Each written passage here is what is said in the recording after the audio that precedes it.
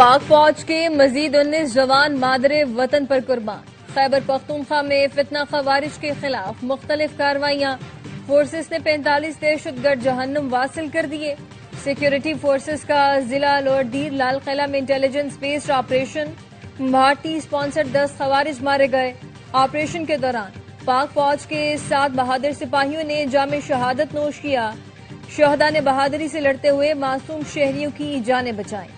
شہداء میں نائک عبد الجلیل، گل جان، لانس نائک عظمت اللہ، سپاہی عبد الملک، محمد امجد، محمد داؤد اور فضل قیوم شامل۔ باجوڑ اور جنوبی وزیرستان میں بھی 10 سے 13 ستمبر کے دوران کارروائیاں۔ ISPR نے بتایا باجوڑ میں انٹیلیجنس بیسڈ آپریشن کے دوران 22 بھارتی حمایت یافتہ خارجی مارے گئے۔ جنوبی وزیرستان میں آپریشن کے دوران 13 خارجی ہلاک ہوئے۔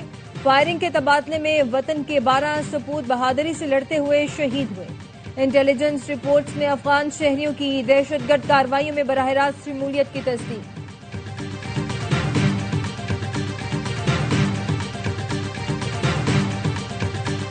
خارجی دہشت گرد یا پاکستان، افغانستان کسی ایک کا انتخاب کر لے۔ وزیر اعظم شہباز شریف کا افغان حکومت کو 2 ٹوک پیغام۔ بنوں کے دورے پر گفتگو میں کہا سپہ سالار سید عاصم منیر کی قیادت میں خوارج اور بھارتی پراکسیز کو صفائے ہستی سے مٹانے کے لیے تیار ہیں۔ امن قائم کیے بغیر یہ قوم اور فوج چین سے نہیں بیٹھے گی۔ جو بھی ممکن ہوگا کریں گے، مل کر فیصلے کریں گے۔ کابینہ کی منظوری کے بعد ان فیصلوں پر فوری عمل درآمد کریں گے۔ وزیر اعظم نے فیلڈ مارشل سید عاصم منیر کے ساتھ بنوں کا دورہ کیا۔ جنوبی وزیرستان آپریشن میں جان کا نذرانہ پیش کرنے والے 12 شہداء کی نماز جنازہ ادا کی۔ CMH میں زخمیوں کی بھی عیادت کی، جوانوں کا حوصلہ بڑھایا۔ دہشت گردی سے متعلق اعلیٰ سطح اجلاس میں وزیر اعظم اور فیلڈ مارشل کو بریفنگ دی گئی۔ سیکیورٹی ذرائع کے مطابق بریفنگ میں بتایا گیا پاکستان میں دہشت گردی کرنے والوں کے سرغنہ اور سہولت کار افغانستان میں ہیں۔ ان کی پشت پناہی ہندوستان کر رہا ہے۔ دہشت گردی کے واقعات میں افغان باشندے شامل ہیں جو افغانستان سے آ کر دہشت گردی کر رہے ہیں۔ اجلاس میں اتفاق پایا گیا غیر قانونی طور پر پاکستان میں مقیم افغان باشندوں کا جلد انخلا انتہائی اہم ہے۔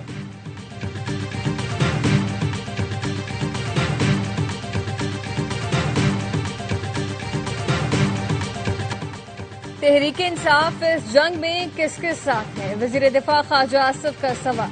ایکس پر پیغام میں لکھا خیبر پختونخوا میں بھارتی حمایت یافتہ دہشت گردوں نے ہمارے جری جوان بیٹے شہید کیے۔ ان کے جنازوں میں سول اور فوجی قیادت نے شرکت کی۔ وزیر اعلیٰ سمیت PTI لیڈرشپ کا کوئی فرد شریک نہ ہوا۔ PTI کس کے ساتھ ہے؟ ہمارے جوان بیٹوں کے بھارتی اسپانسرڈ قاتلوں کے ساتھ ہے یا وطن عزیز پر قربان ہونے والوں کے ساتھ؟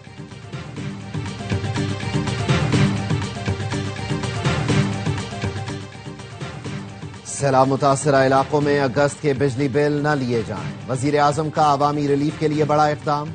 اگست کے بلوں کی وصولی روکنے کی ہدایت کر دی۔ کہا متاثرین کے بجلی بلوں سے متعلق تفصیلی پیکج کا اعلان کیا جائے گا۔ IMF سے معاملات طے پانے کے بعد پیکج کا حتمی اعلان ہوگا۔ جن متاثرین سے اگست کا بل وصول کیا جا چکا وہ آئندہ ماہ ایڈجسٹ کیا جائے گا۔ مشکل وقت میں عوام کے زخموں پر مرہم رکھنے کی ہر ممکن کوشش کر رہے ہیں۔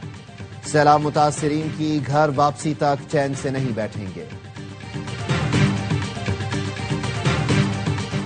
فیلڈ مارشل سید عاصم منیر کا سیلاب زدہ علاقوں کا دورہ، قصور، ملتان اور جلال پور پیروالا میں صورتحال کا جائزہ لیا۔ ہر سال قیمتی جانوں اور املاک کے نقصان کو ناقابل برداشت قرار دیا۔ سول انتظامیہ سے ملاقات میں اچھی گورننس اور عوامی ترقی پر زور دیا۔ سیلاب سے بچاؤ کے لیے فوری اقدامات تیز کرنے کی ہدایت کر دی۔ متاثرہ افراد کی بحالی اور دوبارہ آباد کاری کے لیے مکمل تعاون کی یقین دہانی۔ ISPR کا کہنا ہے فیلڈ مارشل کو ریسکیو اور ریلیف آپریشنز پر تفصیلی بریفنگ دی گئی۔ سیلاب زدگان نے پاک فوج کی بروقت مدد پر تشکر کا اظہار کیا۔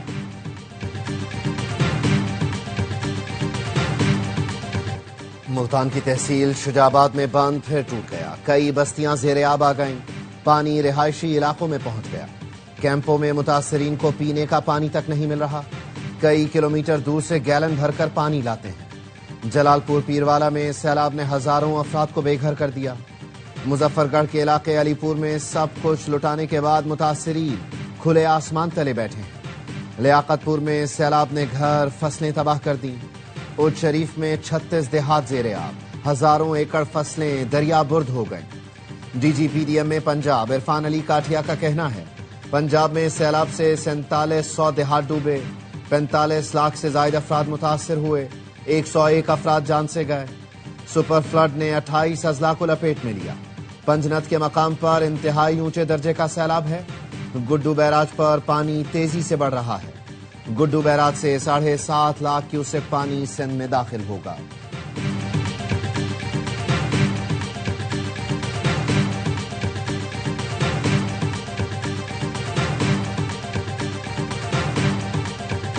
دریائے سندھ میں گڈو بیراج پر اونچے درجے کا سیلاب، گھوٹکی اور کشمور کے نشیبی علاقے زیرآب۔ نوشہر و فیروز میں زمیندار بند ٹوٹ گیا، گاؤں خادم منگنیجو اور اکبر بروہی میں پانی داخل، فصلیں بھی زیرآب آ گئیں۔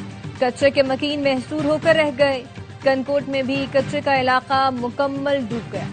دریائے سندھ میں روجان کے مقام پر بھی پانی کی سطح میں اضافہ، متعدد دیہات زیرآب، ہزاروں ایکڑ پر پھیلی فصلیں تباہ ہو گئیں۔ سیلاب کی تباہی اور مشکلات کے درمیان حوصلہ اور مسکراہٹیں۔ راجن پور کے فلڈ کیمپ میں موجود بچوں کی موج مستی، رسہ کشی کے میدان میں خوب زور آزمایا۔ بڑے بھی مقابلہ دیکھنے کے لیے جمع ہو گئے۔ انتظامیہ نے بچیوں کے لیے بال بنانے اور مہندی لگانے کا بندوبست بھی کر دیا۔ بچیوں کو مہندی لگانے اور کپڑے سینے کی ٹریننگ بھی دی جا رہی ہے۔ کیمپ میں عارضی اسکول بھی قائم کر دیا گیا۔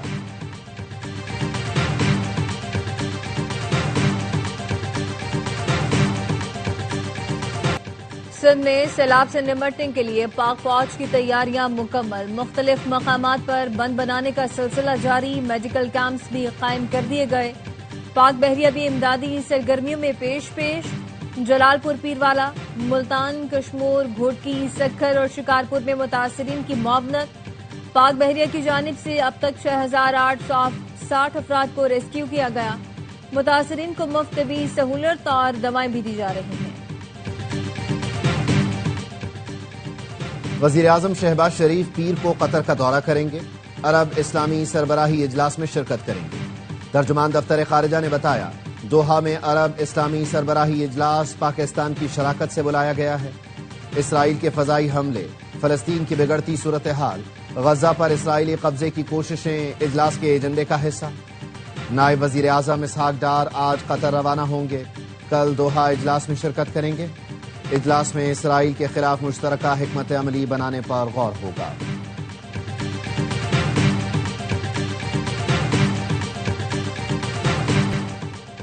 اسرائیلی حکام کو دوحہ حملے کی ناکامی کا یقین ہو گیا، حماس کے رہنما محفوظ رہے۔ اسرائیلی اخبار ٹائمز آف اسرائیل کا دعویٰ۔ امریکی اخبار نے لکھا قطر میں فضائی حملہ موساد، اسرائیلی آرمی چیف کی مخالفت کے باوجود وزیر دفاع نے مقامی سیکیورٹی دیکھنے والی شن بیت کے ساتھ مل کر کیا۔ موساد نے حماس رہنما کے خلاف زمینی کارروائی سے انکار کیا تھا۔ اسرائیلی مذاکراتی ٹیم کے سربراہ نتزان کو بھی حملے سے لاعلم رکھا گیا۔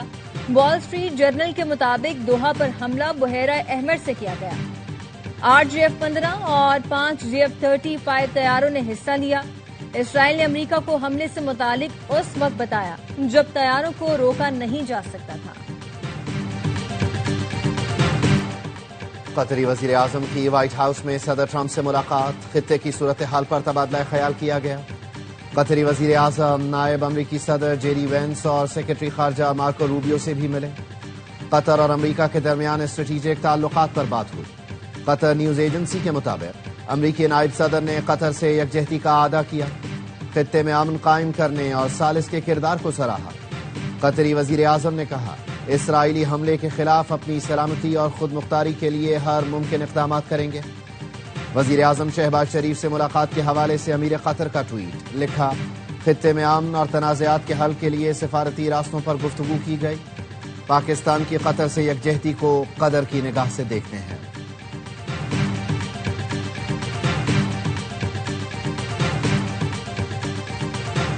اسرائیلی مندوب سلامتی کونسل میں مین ایجنڈے پر بات نہیں کرتا، وقت ضائع کرتا ہے۔ اقوام متحدہ میں پاکستانی مندوب عاصم افتخار کی سوال یہ ہے میں گفتگو، کہا فلسطین سمیت مشرق وسطی پر بات ہو تو اسرائیلی مندوب ڈائریکشن بدلتا ہے۔ فلسطین کے مسئلے پر عالمی سطح پر ایک واضح موقف سامنے آیا۔ اسرائیلی کارروائیوں کی وجہ سے امریکہ پر بھی دباؤ بڑھا ہے۔ اسرائیل نے قطر میں حملہ کر کے مذاکرات کے عمل کو سبوتاژ کیا۔ پاکستان کی پوزیشن بالکل واضح اور پوری دنیا بخوبی آگاہ ہے۔ عدلیہ کو انصاف کی فراہمی کے سفر میں چیلنجز کا سامنا ہے۔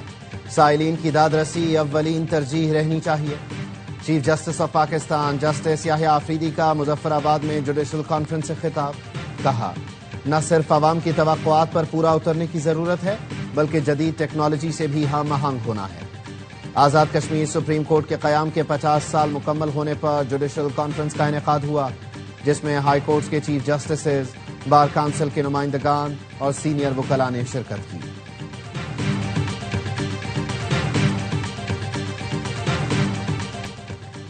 پاک چین دوستی باہمی احترام اور تعاون کی مثال ہے۔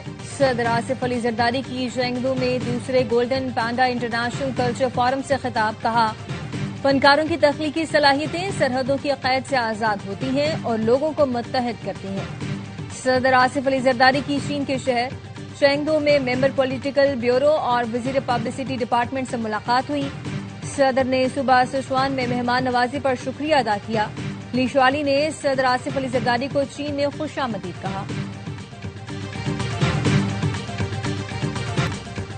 بھارتی فوج کا اپنی ہی حکومت کے خلاف احتجاج، ہڑتال کی دھمکی۔ بھارتی میڈیا کے مطابق ریاست بہار کے مختلف شہروں میں سابق اور حاضر سروس فوجیوں نے تنخواہوں اور مراد میں اضافے کے لیے احتجاج کیا۔ مظاہرہ کرنے والے کئی بھارتی فوجی اہلکار وردی میں ملبوس تھے۔ بھارتی فوجیوں کا کہنا ہے مطالبات پورے نہ ہوئے تو احتجاج کا دائرہ پورے ملک میں پھیلا دیں گے۔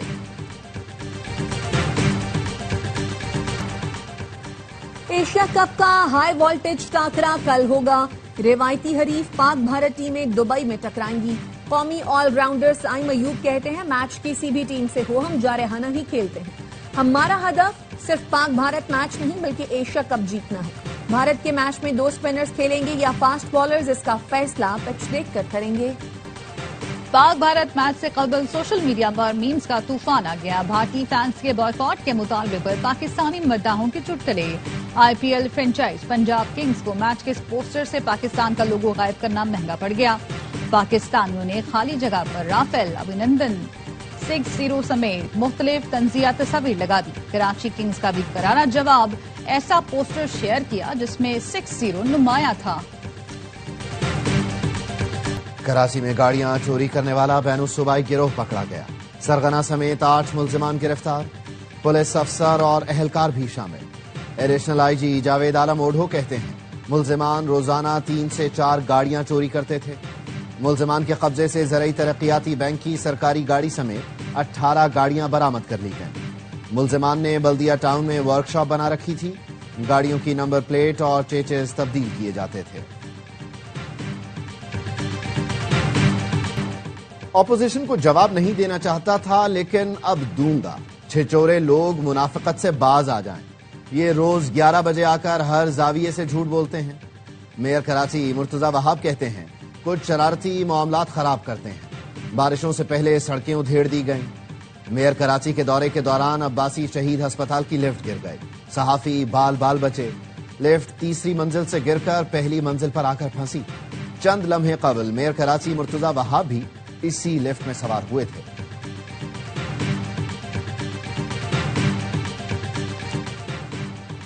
فیڈرل کانسٹیبلری کا ہیڈ کوارٹر پشاور سے اسلام آباد منتقل کرنے کا فیصلہ۔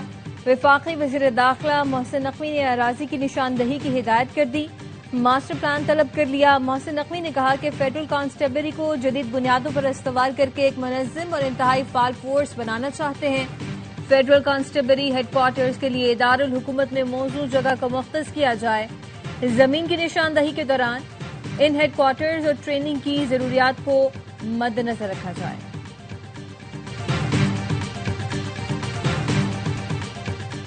D G I S P R lieutenant general Ahmad Sharif Chaudhry کا فاسٹ یونیورسٹی اسلام آباد کا دورہ، طلباء اور اساتذہ کے ساتھ خصوصی نشست۔ طلباء نے کہا ملکی استحکام صرف پاک فوج کی نہیں تمام اداروں کی ذمہ داری ہے۔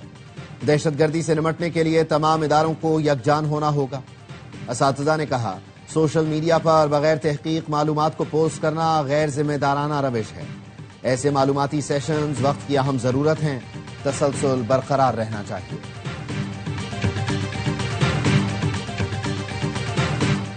گورنر سندھ کامران ٹیسوری کا دورہ چین، CIECC کے چیئرمین سے ملاقات۔ گورنر سندھ نے کہا صوبے میں انفراسٹرکچر ڈیولپمنٹ اور سرمایہ کاری کے شاندار مواقع دستیاب ہیں۔ بزنس کمیونٹی کے لیے گورنر ہاؤس میں خصوصی سیل قائم کیا ہے جو صنعت کاروں اور عوام کے لیے کھلا ہے۔ چیئرمین CIECC نے دورہ پاکستان کی دعوت قبول کر لی۔ CIECC کے تحت چین میں ہزاروں کلومیٹر ریلویز، ٹریک، ہائی ویز اور مکانات تعمیر ہو چکے ہیں۔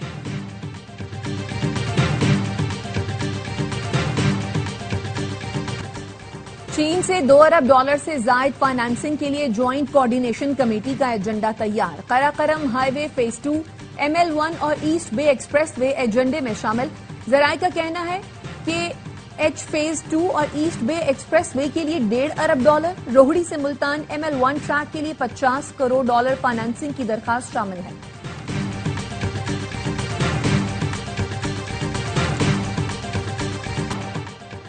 غزہ میں اسرائیلی جارحیت جاری ہے۔ 24 گھنٹوں میں مزید 41 فلسطینی شہید کر دیے گئے۔ شمالی غزہ میں اسکول پر قابض فوج کی بمباری سے 12 بچے بھی لقمہ اجل بنے۔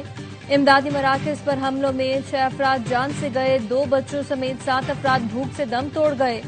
فاقوں سے شہید فلسطینیوں کی تعداد 420 ہو گئی ہے، ان میں 145 بچے شامل ہیں۔